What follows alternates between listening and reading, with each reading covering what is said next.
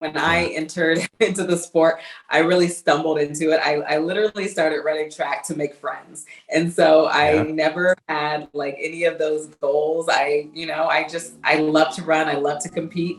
And so now to look back and to see, where it's taken me, the life it's given me, I'm so grateful. I have so much gratitude. Want to start off with this first. You have partnered with Clorox to help parents get ready for back to school because kids are getting ready to go back to school right now in the next few weeks. So could you tell us a little bit about your partnership with Clorox? Yeah, I'm really proud to partner with Clorox. Back to school time is also the Yeah. kickoff for cold and flu season. And as a mom that wears a lot of different hats, I understand just how hard it is to juggle it all. And as parents, we just really can't afford to be stopped by the common cold or flu. And so I'm just excited to help parents, start off clean and offer tips and help to, have an unstoppable year for the household. Absolutely. And what are some of the tips that you have for parents as they, get ready to get their kids back to school? And obviously, there's going to be more germs that come into the household. So, what tips do you have for them? Absolutely. Prioritize your health. I think that's really key as we Yeah. send our kids to school where there are a lot of germs. Making sure that we're disinfecting things. I'm really enjoying Clorox's disinfecting mist, Mhm. which I can use like on my daughter's backpack. I can use it at home on the couch. And then I love the disinfecting wipes as well, and really making it a priority to, use them around the house, making sure everything that she comes into contact with is Mhm. disinfected and, wiping up art projects and things like that. And so, yeah, making sure that's a priority. Also leaning into help, as we go back to school, back to school season. I feel like it's a stressful time. And so making sure that, we're asking for help. I know in my own life, that's like a hard thing to do. So just making sure that I know that there's people to support me and, doing that. And then also making sure, I'm dividing responsibilities with my partner, making sure, while he's doing one thing, I can kind of tackle something else. And so just a few ways to kind of get through some of it.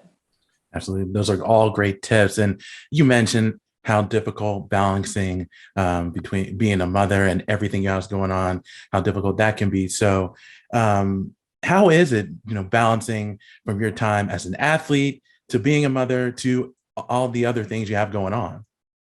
Yeah, it's really difficult. I feel like there's no way to like balance. I really Right. try to Yeah. integrate, my family life with what I'm doing at work. I try to talk to my daughter about work a lot, when I'm gone, what I'm doing, and why it's important to me, how I'm passionate about my work. I love when my husband brings my daughter to a training session or I'm Yeah. able to do a, school drop off in the morning. And so just really trying to make the two things coexist, but it is challenging. There's no way around that. It's really hard. It's really busy, but I really kind of do my best to be present in all the ways.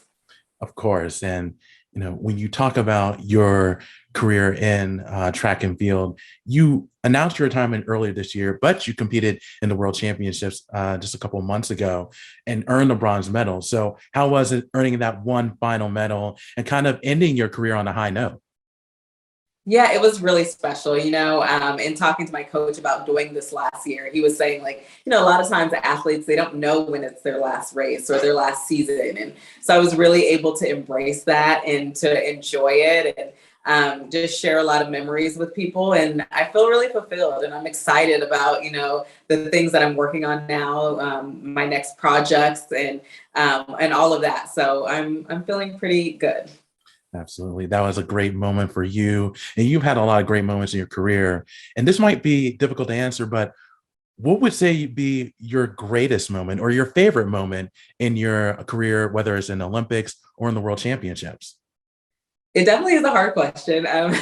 But one moment that really sticks out to me was last year in Tokyo, being able to make it back to the Olympics and overcoming all the adversity, everything that I went through. And for the first time, to be there as a mom and to be a representation for moms, for women, for really anybody who had been told that they couldn't do something. And then being able to, win a bronze and a gold in shoes that my company made, like that was the highlight of it all. And so, yeah, it was a really kind of unforgettable moment for me. Absolutely was. And when you first began your track and field career, did you ever think you would have the success that you have had? Because you're the most accomplished track and field athlete in American Olympic history, having more medals than Carl Lewis. So did you ever think that would happen to you? Absolutely not. When I entered into the sport, I really stumbled into it. I literally started running track to make friends. And so I never had like any of those goals. I love to run. I love to compete. And so now to look back and to see, where it's taken me, the life it's given me, I'm so grateful. I have so much gratitude. But yeah, I never would have imagined that this would have been the path and the journey I would be on.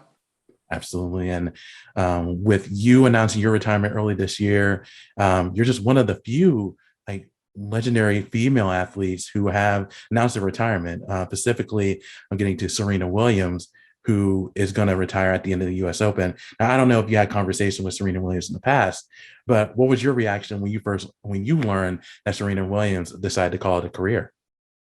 Yeah, I read her essay and it just resonated with me so much. I loved the way that she talked about evolving away from tennis because I think as athletes, that's what happens. We say it's a retirement, but we are just, going towards other passions, other work. And I just really enjoyed how she really candidly talked about how difficult the process was.